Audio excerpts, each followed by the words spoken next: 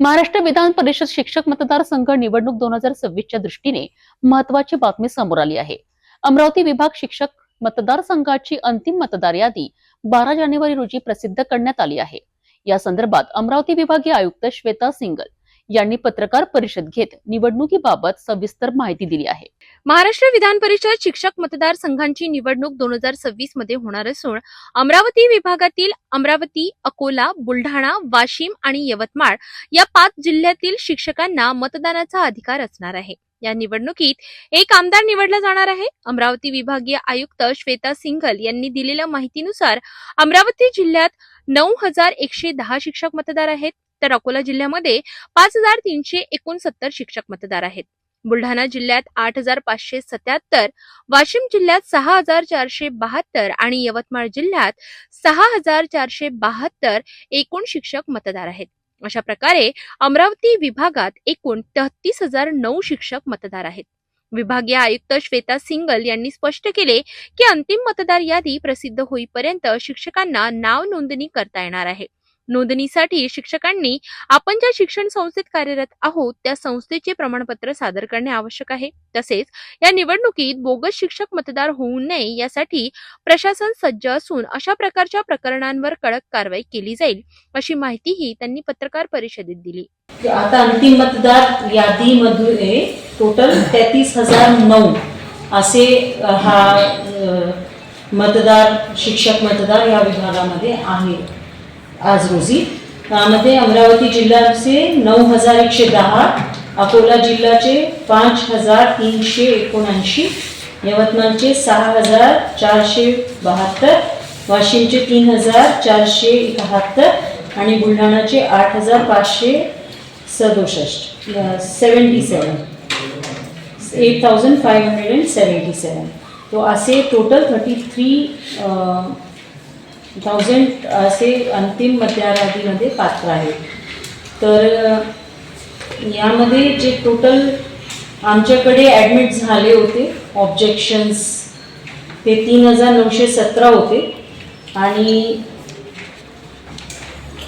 त्यापैकी आम्ही डिलीट केले रोलमध्ये, मतलब सब कुछ स्क्रूटनी केल्यानंतर 724 आणि 90 नेट एडिशन केले 3193।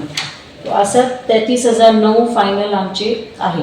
पण हे जरी आज अंतिम यादी आम्ही इलेक्टोरल रोलची प्रसिद्ध केलेली आहे, तरीही नवीन लोकांना किंवा जे राहिलेले उरलेले शिक्षक आहेत आणि ज्यांची इच्छा आहे ह्या मतदार होण्याची, तर ते आतापासून बी आमच्याकडे ते फॉर्म भरू शकतात आणि त्यांचं नाव पुरवणी यादीमध्ये नंतर येईल।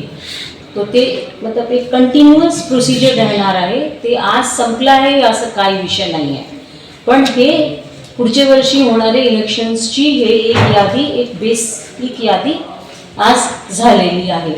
आणि यामध्ये जे लोक अपात्र सुद्धा झालेले आहे, काही कारण से कि उनको कुछ सर्टिफिकेट नहीं होगा या कुछ नहीं होगा, तो ते सुद्धा त्यांची पूर्तता करून परत अप्लाय करता येते। असं नाही आहे की यामध्ये रिजेक्ट झाले तर फायनल रिजेक्शन आहे। जर त्यांचे सगळे कागद परिपूर्ण असेल तर ते परत त्यांना यामध्ये मतदार म्हणून नोंदवता येतील।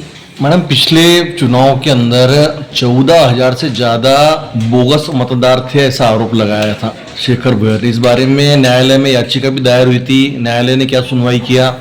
बोगस मतदान होने पर या करने वालों पर भी आप क्या उनके ऊपर कार्रवाई करने वाले हो?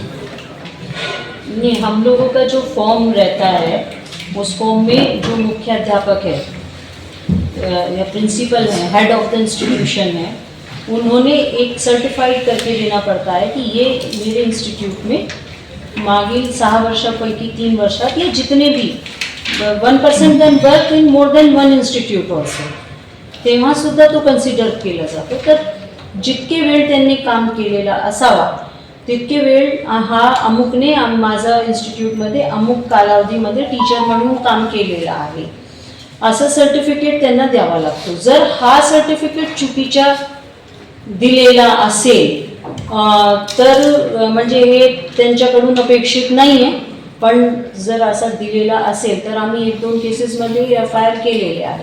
सन 2021 में जो चुनाव हुए थे उस समय स्कूल के चपरासी, ड्राइवर, क्लर्क इनको शिक्षक दर्शाकर मतदान कराया गया था. इस बारे में दूसरे नंबर के पराजित उम्मीदवार शेखर भोयर द्वारा कंप्लेंट की गई थी. इस पर कोई बाद में एक्शन हुई क्या कुछ न्यायालय के द्वारा या आपके द्वारा कोई जांच? क्योंकि अधिकारी बदल जाता है लेकिन उसका वो मामले में अंदर क्या होता है मालूम नहीं पड़ता है. मागच्या वेळेसच्या तर काय नहीं है. और वैसे भी वो विषय संपला ना कि ये यादी तो अब हम डी नोवो कर रहे हैं, उनका वेळ सुद्धा संपला है जे होऊन आलेले होते. तो म्हणजे विषय तसा तर काही अभी मैडम ऐसा अगर होता है, यही दोहराया जाता है, तो आपकी क्या प्रतिक्रिया, क्या कार्रवाई करेंगे इस पर? नहीं, असं मला वाटत नहीं, कारण हम लोगों ने बार बार खूब सारे प्रशिक्षण लिए सब लोगों के और हमने बहुत मतलब काळजीपूर्वक सगळी स्क्रूटनी केलेली आहे.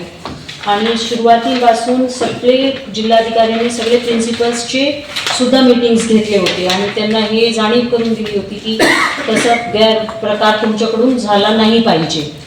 आणि जिथे जिथे आमच्याकडे कंप्लेंट्स प्राप्त झाली तिथे आम्ही प्रत्यक्ष परत स्क्रूटनी करून घेतली. आणि त्यामुळे ह्यावेळेस असा होण्याची संभावना नाही असं मला वाटते.